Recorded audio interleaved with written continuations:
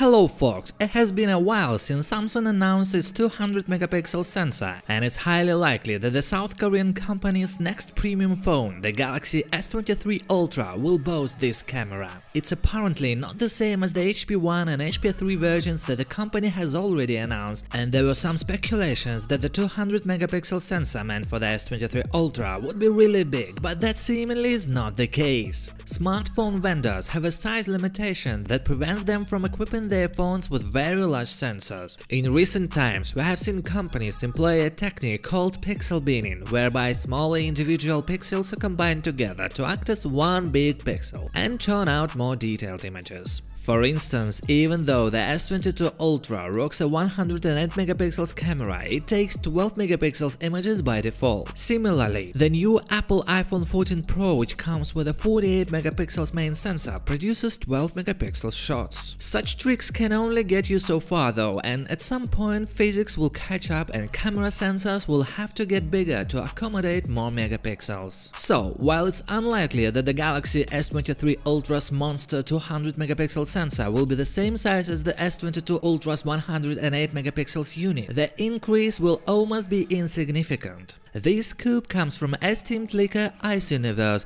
who says he is 100% sure that the S23 Ultra's main 200 megapixels camera will be 1 by 1.3 inches in size, and it will have 0.6 micrometer sized pixels and a larger aperture of f1.7 for getting in more light. This is different from the ISOCELL HP1 or HP3 modules of the current 200 megapixels camera sensors on the market. For reference, the S22 Ultra's 108 megapixel sensor is 1 by 1.33 inches with 0.8 micrometers pixels and an f1.8 aperture. He adds that it will only be a little bigger than the iPhone 14 Pro's 48 megapixels main camera, which he says is also 1 by 1.3 inches. There is a chance that it will be smaller than the sensors on some competing Android phones that will be released next year.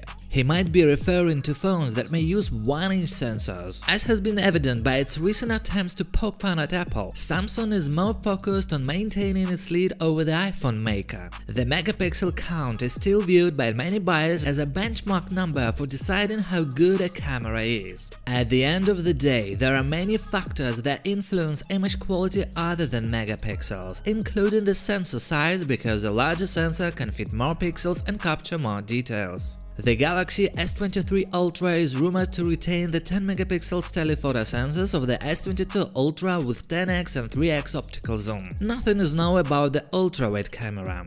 A couple of weeks ago, Ice Universe reported that the Samsung Galaxy S23 Ultra design will remain basically the same, and that the dimensions will differ by fractions of a millimeter. Now, the Leakster has published more detailed data, including the screen size, resolution and dimensions for the entire S23 family. Long story short, the display diagonal and resolution for all three models remain the same, while the height and width will grow by a few tenths of a millimeter. There is no word on weight, but it should be mostly the same as on this year's S series. It would be logical. If you were hoping that the Galaxy S23 and S23 Plus displays will finally go back to QHD Plus resolution as they were in the S20 generation, Ice's report makes it unlikely. Will they at least switch to LTPO panels? That much we don't know yet. Currently, there is no more information regarding the expected Galaxy S23 lineup, but we can conclude that the new Snapdragon 8 Gen 2 chipset would power it. It was also previously revealed that Samsung might ditch the use of Exynos chipset due to the new partnership program with Qualcomm. Time will tell. Anyway, I will keep you updated. Share this video with your friends. Thanks for watching. Good luck.